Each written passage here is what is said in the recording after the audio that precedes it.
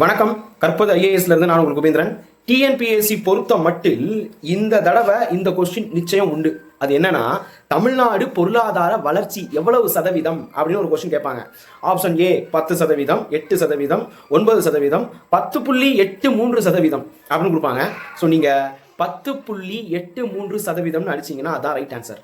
So இது சம்மந்தமான டீட்டெயில்ஸை ஃபுல்லாக பாருங்கள், வீடியோவை மிஸ் பண்ணிடாதீங்க. ஸோ ஃபஸ்ட்டு மொத்தமே 5 பாயிண்ட் தான். இந்த இதில் டிஎன்பிஎஸ்சியில் என்னென்னலாம் கேட்பாங்கன்னு நான் சொல்ல போகிறேன்.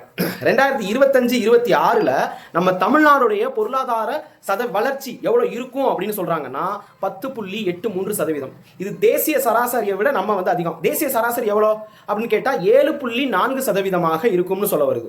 ஸோ இது நம்ம தமிழ்நாடு டபுள் டிஜிட் growthல போயிட்டு இருக்கு. இரட்டை இலக்கம் கொண்ட முன்னேற்றத்தை நோக்கி நம்ம தமிழ்நாடு பொருளாதாரம் செல்கிறது. சரி, அடுத்தது ரொம்ப முக்கியமா, நம்ம தமிழ்நாடுடைய ஜிடிபி, அதாவது cross state domestic product, GSDP எவ்வளோன்னு கேட்பாங்க.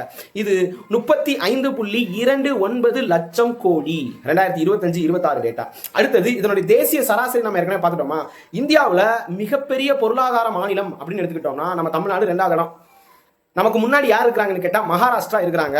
சரி, அடுத்தது தனிநபர் வருமானம். இப்போ இதுதான் கொஸ்டினாவே கேட்க போறான். நம்ம தமிழ்நாடு தனிநபர் வருமானத்தில் எத்தனாவது இடம் அப்படின்னு கேட்டால் 2வது இடம். இதுலேயும் நம்ம 2வது இடம்.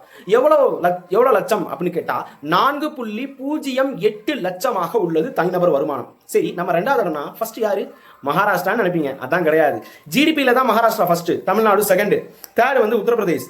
ஆனால் இந்த தனிநபர் வருமானத்தில் கர்நாடகா ஃபர்ஸ்ட், செகண்ட் பிளேஸ்ல நம்ம இருக்கிறோம். ஸோ இப்போ நம்ம பார்த்தது அப்படியே கொஸ்டினாக கேட்பாங்க. மிஸ் பண்ணாமல் இந்த வீடியோவை ஷேர் பண்ணுங்க, நோட்ஸ் எடுத்துக்கோங்க. தேங்க்யூ.